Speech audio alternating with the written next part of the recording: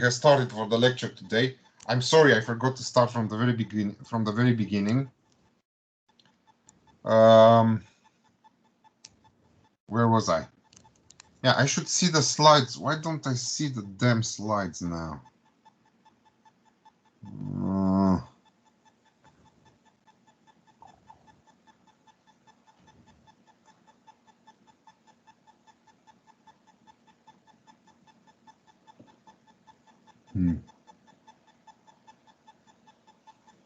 Let's try again. Delete. Delete.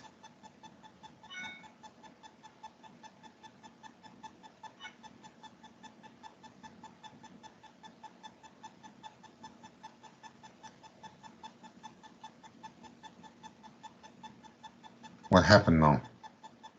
Oh. Just bear with me 1 second, please. Okay?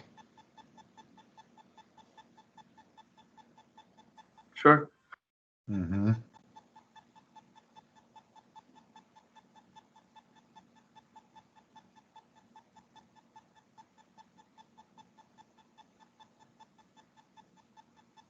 PDF expert, I paid 50 lei for this.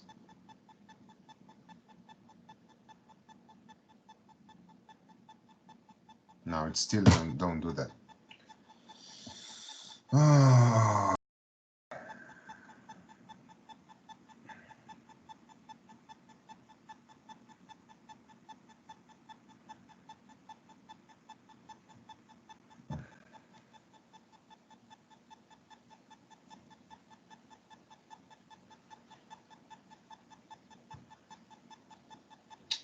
No. I have to do this in a different way. Let me just save this. Let me export in a different place. In a different place. Share.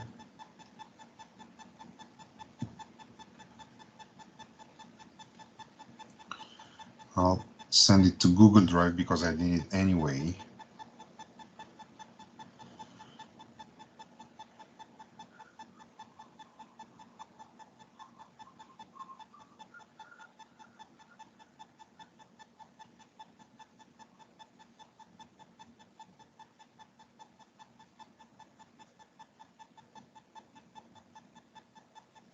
Now it's in Google Drive, and I'll try to add it to the notebook from the desktop.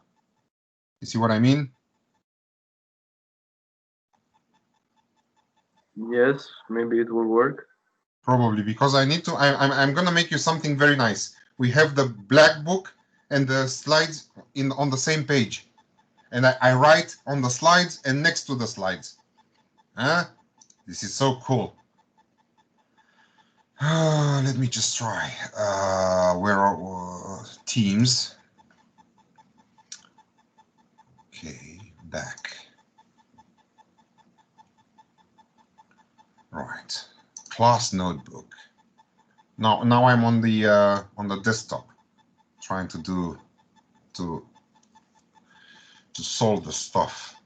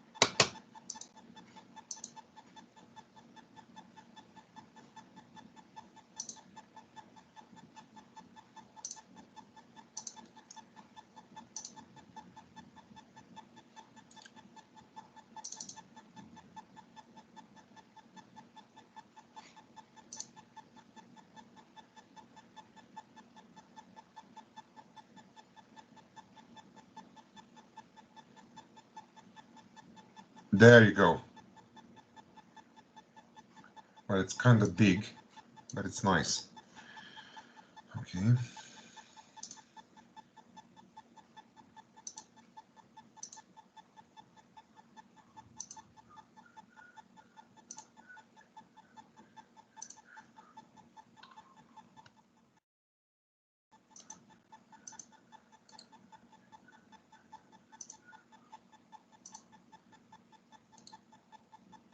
Can you see? Can you look at the notebook now? Hmm? Can you look at the notebook now? Hello? Yes, Oh, I have to. yes. Okay, fine.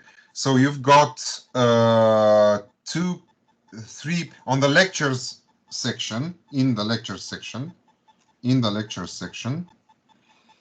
you've got 2 pages, one which is called, oh geez, where was I? One which is called NLC L1 and one which is called NLC C1. Yes. Yes. In the NLC C1, you can see the slides. Yeah. Okay, nice. That's very nice. We can see the slides, and we can write. I can write next to the slides. So, can you see my screen now on the tablet, on the iPad? Do you see my screen now? Yes. Nice. So I can write next on the notebook. I can write next to the slides. This is the fun stuff.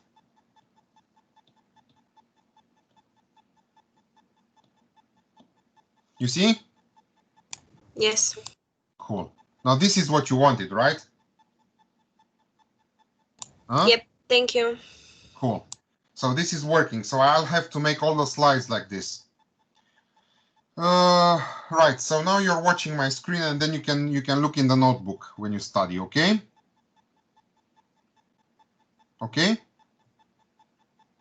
Okay. Yes. So we were here. Yeah. No, we were actually here. Okay. We were looking at this relation. Oh, come on. Stupid. What the hell happened?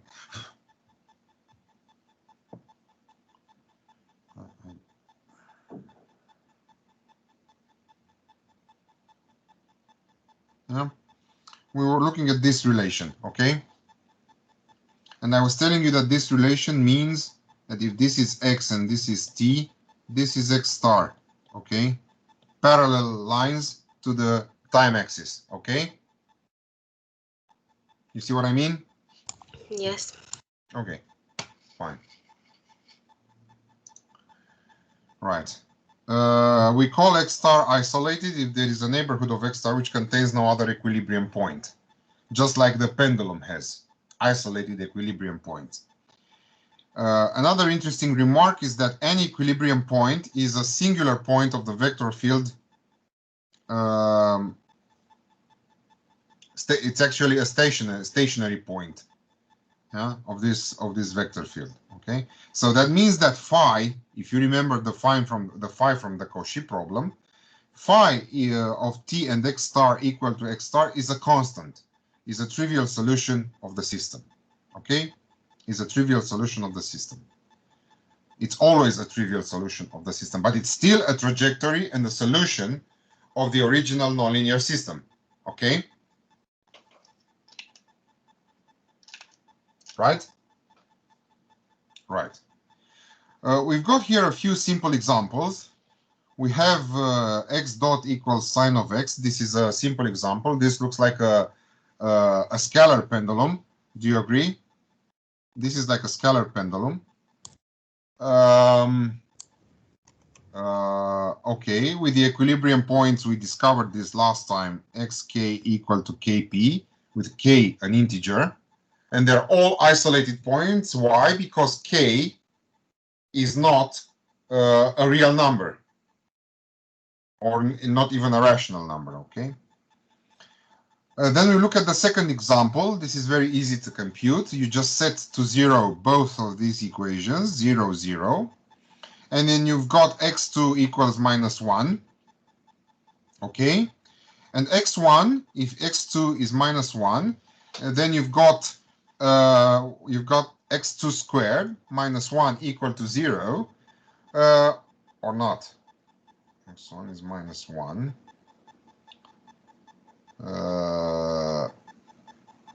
Why do they say it's alpha and 1?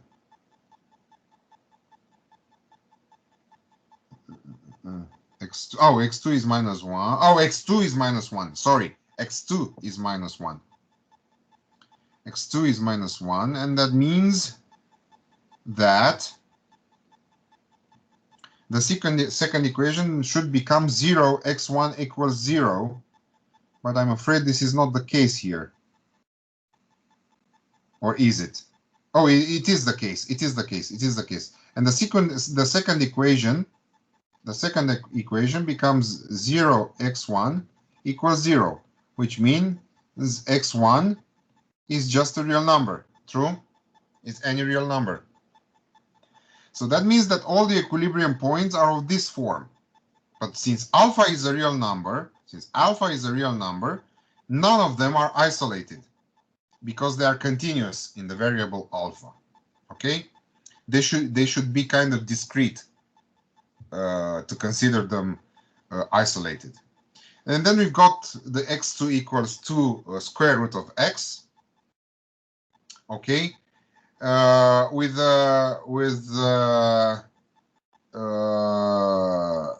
the trivial solution, they say here, f of t and 0 equal to 0, which is not unique. Okay, is not unique, and they are asking you to find another non-trivial solution. Okay, another non-trivial solution. One other interesting thing is if you look at this equation, if you look at this example, you've got this solution of the equation. Okay. And that means that phi is not defined in 1. Do you agree? The solution phi is not defined in 1. Okay. So this is a finite escape time phenomenon. Okay. This is a finite escape time, as you can see. So you can have trajectories which are not continuous, which is not possible in the linear systems case. Okay. Okay. Now, to finish the introduction, of course, we are going to study a few examples. The first example to study is the pendulum, which we discussed in the seminar last time. So we are going to go a little bit faster through this one. Okay. So this is the pendulum. This is the force, the torque equilibrium. The torque equilibrium equation, okay? The torque equilibrium equation. Of course, you start doing something with these equations, and you end up with equation 3, which defines the pendulum. Okay? It's a nonlinear differential equation, yielding a nonlinear system or a nonlinear model. To get the state space, a state space model, and state space models are usually models which state space models are models which have or are characterized by first order equations. We make the simple trick we used last time. Okay, right. And these are the two equations that govern the pendulum. Of course, the equilibria we have seen last time are points of this type when we discovered that 2kp 0 points are stable equilibrium points and 2k plus 1 pi 0 are non-stable equilibrium points. And we have discussed these details last time in the lab. Okay. Now, I'm going to present to you another kind of model, which is nonlinear. This is a medical model, okay, which is nonlinear. the neuron. Okay, the neuron. This is this model is very important because essentially it is the basis of neural networks. Okay, it's the basis of neural networks. This is of course the model of the biological neuron. Okay, so this is the real stuff, the true stuff. Okay, because the rest of them are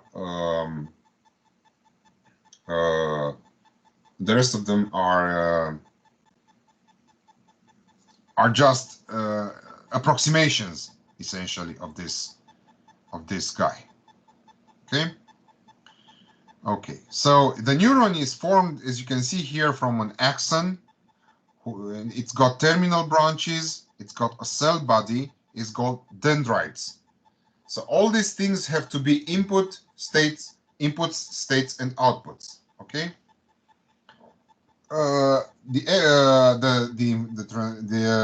The information transmission is going through the dendrites. Okay, that's probably things that you know from biology. Okay. Okay.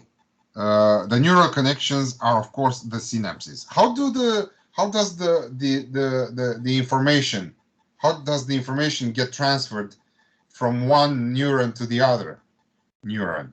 Through an exchange of ions, of chemical ions of potassium and ions of natrium. Yeah, salt and potassium. These are the two information carriers, if you like. These are the two information carriers. Okay, so essentially changes in the ion concentration in and out the neuron is generating voltages or voltage spikes. This is generating voltage spikes. These are electrical impulses. This is when you know that the information between neurons has been transmitted through impulses. Okay. Right.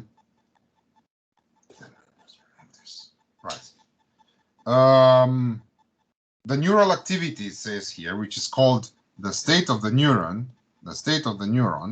depends on the membrane potential. Okay, so a potential is also involved, influenced by the postsynaptic potentials, which can be excitatory or inhibitory. Oh, hi. Right. Now, where were we? Of course, this biological model is quite difficult, but because we are talking about systems here, okay, and not a specific field of systems, we can approximate this neuron with a nice RC circuit model, okay, because we are talking about information transmission through voltage spikes from ion concentrations, right? We can get an equivalent. Equivalent. Okay, equivalent is not the exact word because they are not from the same domain. Okay, they're not from the same domain.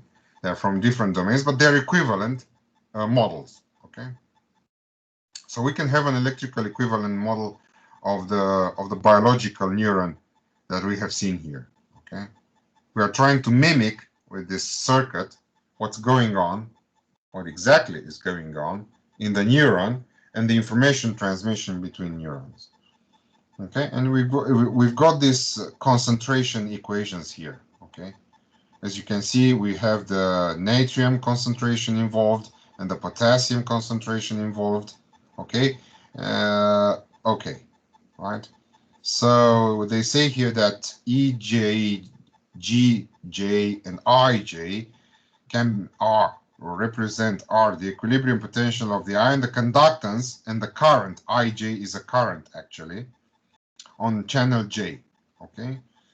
Then you've got I input, which is the current injected in the cell. Yeah, sort of like input we have here. V is the membrane potential. Okay, and C is the capacity of the membrane. So the membrane essentially works like some sort of capacitor. Okay. Yeah, it's actually, if you look here very closely, this is a capacitor physical law. Okay. So C du dt equals something about electrical currents, okay? Some sort of equation, some sort of equilibrium of electrical currents. If you look at this equation, no matter what the variables mean, just look at the equation, okay?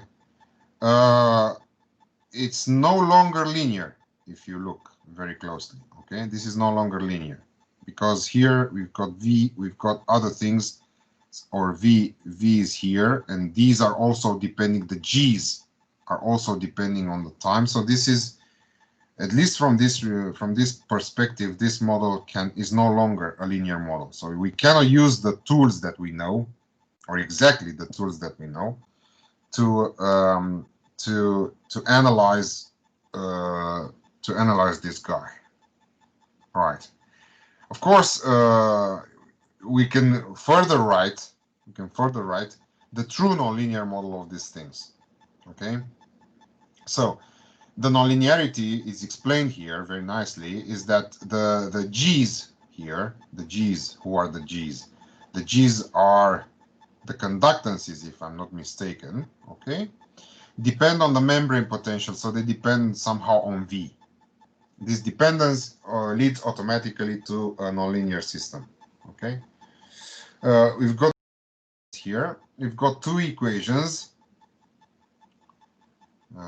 All right, we've got two equations here, right? And so this looks like a state space model, which can further be written in a mathematical way,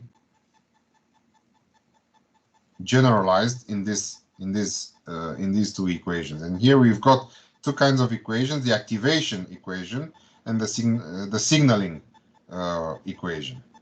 And the g of x function here, is called a sigmoid function.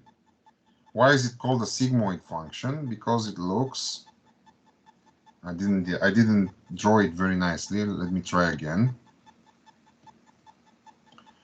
This is a sigmoid function because it looks like an S, okay?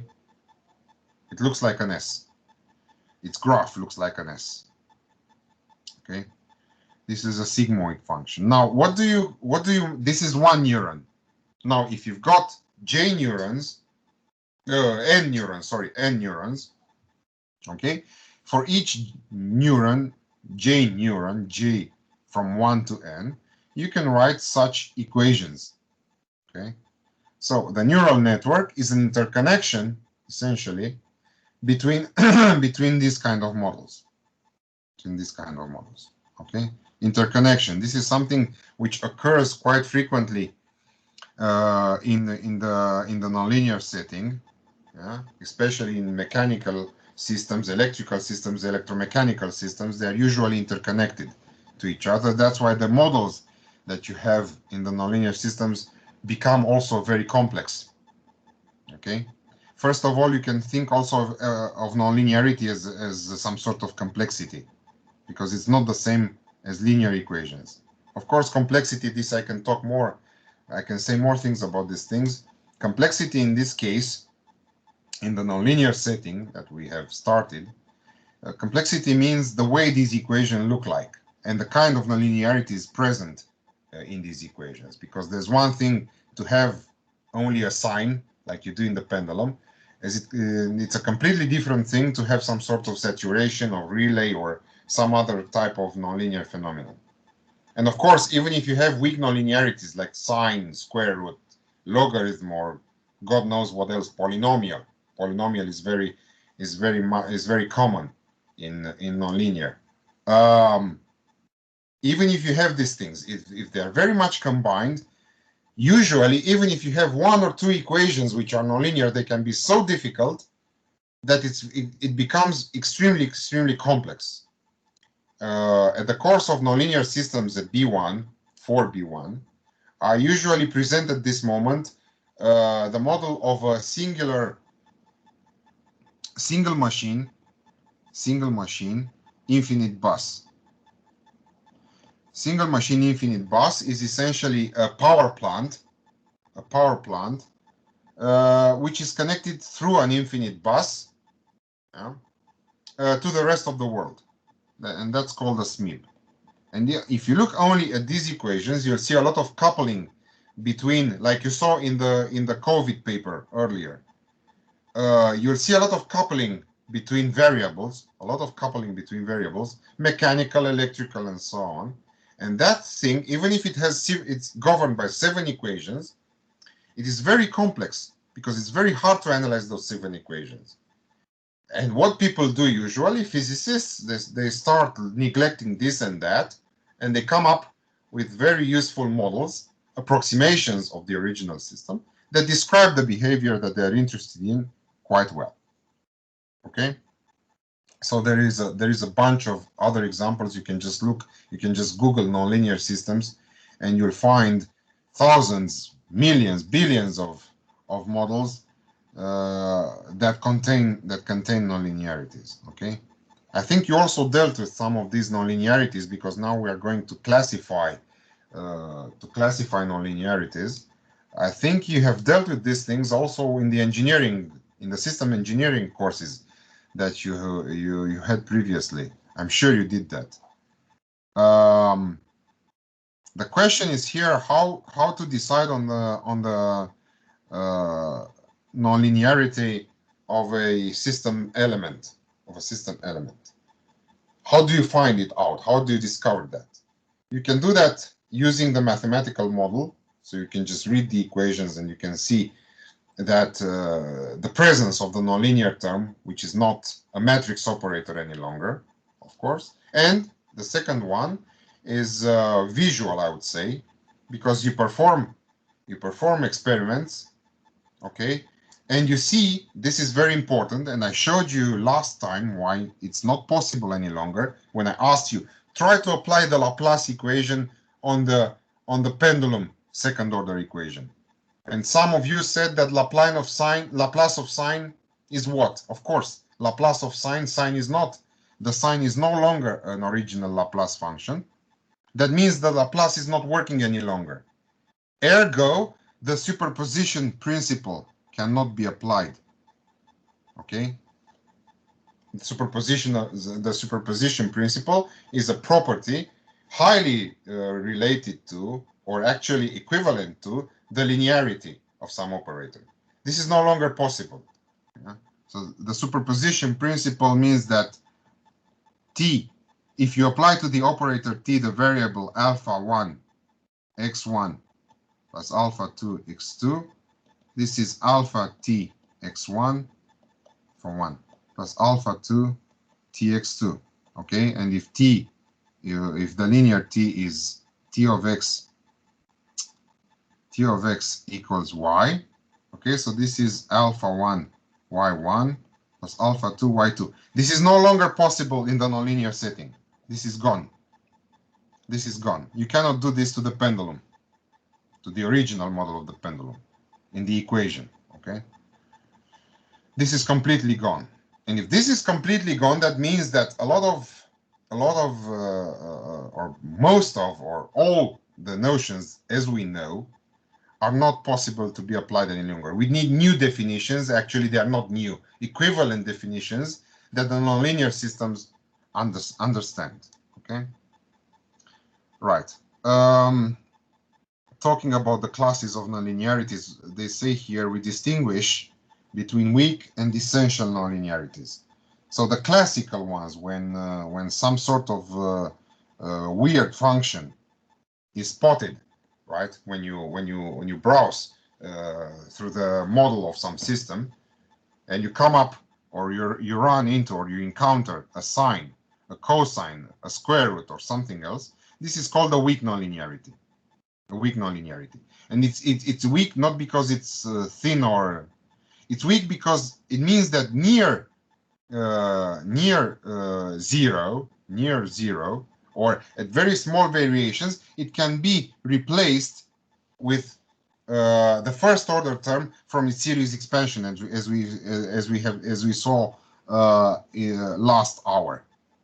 Yeah, previously I showed you how to take a Taylor expansion and how to keep the first order term, and because these variations are very, very small, are extremely small, near zero or near the equilibrium point as it were in that model, the square power, the cubic power, and so on of these very, very small variations can be neglected or can be ignored, as somebody told me earlier. Okay. Now, essential nonlinearities, strong nonlinearities, I would say, they say here, are all discontinuous characteristics of relay type, frequently encountered in automation, they say here. Okay. So that means that now for these difficult nonlinearities, the concept of solution is no longer the same as we know it. Okay. And we'll see essentially that because that's why, if you remember, I said we are talking about smooth functions, about differentiable, continuous, and smooth. That's the best we can have functions. Okay. And we are going to define, we have seen the solution to the Cauchy problem for this kind of things. Okay. Now, if you apply discontinuities, or you run into all sorts of singularities, or all sorts of weird stuff, you have to redefine the concept of solution. You have to redefine the concept of trajectory and start the analysis all over again from square one. Okay. Okay. Right. And explicitly in detail, we show here types of nonlinearities. Okay. We can see, for instance, saturation nonlinearities. Okay. Like this here, like the set function you see here. Okay. Then we have sector type nonlinearities, and these are very important. We have to keep this in mind because this will be very useful later on when we talk about absolute stability, and we give some nice control-like criteria for the stability of a nonlinear system. They are going to be linear frequency domain, essentially, characteristics. But for those things to be able to work properly, we have to take into account only this type of nonlinearities, sector type of nonlinearities. Okay. So we can see here a bunch of things which are peculiar to nonlinear systems and are impossible to analyze, using what we know. Okay. Then there is other type of nonlinearities, as we can see here. This one satisfying some sort of Lipschitz condition, and this one, which is a monotonicity like nonlinearity of this type. Okay, you can run into all these things in all sorts of models. Okay. Right.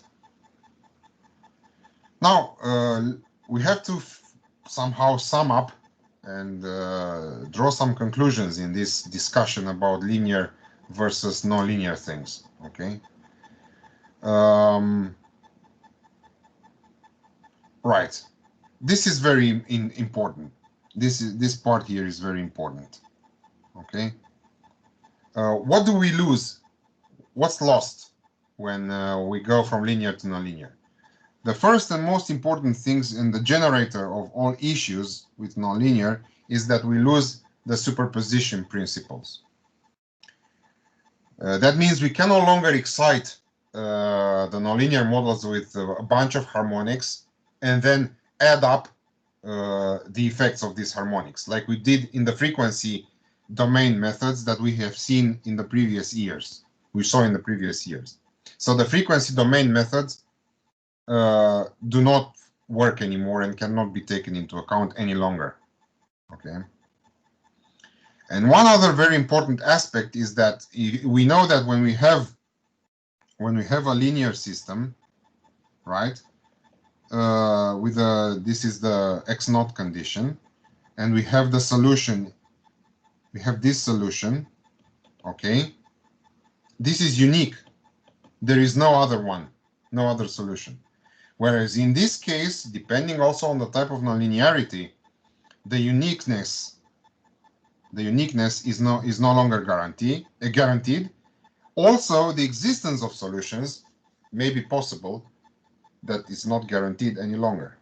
Okay, so that's why nonlinear systems have to be treated differently, and they are a different subject from what we have seen until now. And the control methods for these things are peculiar, are following new guidelines. Yeah, of course, some of them, as you can see, they're going to be extensions, and the linear systems are going to be particular cases, and this is what usually happens. So people in the nonlinear world do this. They do something, they develop a theory, and then they test the linear case as a particular case. If it does not apply to the linear case, usually it is possible that in the nonlinear case there's something wrong. Okay? And this goes for analysis, this goes for control, this also goes for model reduction and all other types of things. Okay? The main ingredients, the main tools that can be used for nonlinear systems are the state space behavior, which is based on differential equations, no longer algebra. Keep that in mind. And geometry, of course. Here in geometry, I would say, if you ask me, differential geometry, which I hate from the bottom of my heart. And I told you why before, previously session. Okay. Of course, in some situations, as we'll see, with absolute stability, we can reapply frequency domain analysis. We can reapply frequency domain analysis if we take into account nonlinearities that fulfill such conditions or observe such conditions. Okay, like the sector nonlinearity. Okay, right. So I managed to finish now. We stopped with the first chapter, the introduction chapter. Okay. I think this is quite enough for the lecture today. Now we're going to take a break, and then we are going to discuss a little bit something at the second part. Okay. Tudor, bună seara! Radu Ștefan sunt. Bună seara tuturor! Vreau să spun și eu 2-3 vorbe. O să-ți spun în română lucrurile astea, că nu intru în curs și nu vin cu o prezentare astăzi. Domeniul ăsta al sistemelor neliniare a devenit, să spunem, în ultimii, aș putea să zic aproape 20 de ani, de o importanță majoră în ceea ce înseamnă modelele din biologie. Adică toate mecanismele celulare intime pe care omenirea se chinuie să le descifreze trec prin ecuații de tipul ăsta, cât se poate de simple, dar totodată pe alocuri foarte dificil de analizat. Da. Și mijloacele pe care vi le vom prezenta la acest curs, în principiu, Tudor, eu o să intervin mai rar, sunt cele de bază care ar trebui să îi ajute pe cei dintre voi care vreodată intenționează să se ducă în zona asta. Dar, repet, este o zonă foarte bine plătită astăzi. Este o zonă în care echipele sunt mixte, deci orice om care știe să facă simulări bine, numai simulări, nu altceva, adică bine, da bine, adică stăpânește numericul din spatele integrării acestor ecuații, este un om adoptat în orice echipă din zona asta. Și probabil că Tudor v-a spus deja, intenționăm să vă dăm spre analiză câteva modele relevante din biologie. Nu, Tudor, poate ceva epidemiologic, ceva... Să știți că astăzi am găsit un articol, tocmai l-am prezentat la începutul zilei de azi. Azi, căutând un articol, pur și simplu am scris Modeling COVID Spread pe Google. Și trebuie să fie un model epidemiologic clasic, sigur. Da, și am găsit un model epidemiologic polinomial cu niște... s-au chinuit unii de pe Maroc, nu știu pe unde erau, cu niște ecuații neliniare, au scos echilibrele, atât au făcut în articol. Da, există modele clasice epidemiologice. Dacă vă amintiți scandalul cu Ferguson ăla de la Londra, el a luat un model, apropo de treaba asta, de pildă, ce am avut noi în COVID în prima parte a anului, nu se potrivea, nu era epidemie, era prea puțin. Acum avem epidemie. Da, acum. Da, în fine. Dar de asta am vrut doar să vă salut și să vă spun că o să ne vedem din când în când și probabil în 2 săptămâni, nu Tudor, cam așa, da, ar trebui să vin să prezint și eu câteva modele și să vedem cine... Ar fi nemaipomenit, pentru că vreau să le dăm aceste modele spre studiul lor și să vină cu simulări, să vină cu explicații, întrebări. Dar trebuie înainte să mai fie pregătiți. Da, sigur. Eu o să le dau în continuare instrumentele, sigur. Mai am o întrebare. Ar fi nevoie să povestim o oră cum se efectuează integrarea numerică și simulările în MATLAB? Dacă ați putea să povestiți despre asta, eu sunt mai puțin cu astea. Da, dar trebuie să o planificăm. Sigur că da. Când spuneți dumneavoastră, săptămâna viitoare, la curs sau la partea de seminar, mai degrabă la partea de aplicații, că acolo nu prea avem. Da, o să știm cu 2 zile înainte, e în regulă. Bine. Sigur. O seară bună, mulțumesc frumos. Și noi rămâne să ne mai auzim. Da? Sigur. Mulțumim. Seară frumoasă. Bun, haideți să luăm o pauză, dacă tot am trecut pe românește, asta vă spun și eu pe românește. Hai să luăm o pauză, da? Și să mai discutăm puțin. Cred că o să începem chiar celălalt capitol ca să și discutăm un pic. Da? Bine? Sigur. Da? Păi, o să pregătesc și celălalt capitol. O să închid share screen la momentul ăsta, că nu ne trebuie share nimic. Și poate ar trebui să opresc și înregistrarea. O să opresc și înregistrarea pentru că cursul practic s-a terminat. O să refac înregistrarea la partea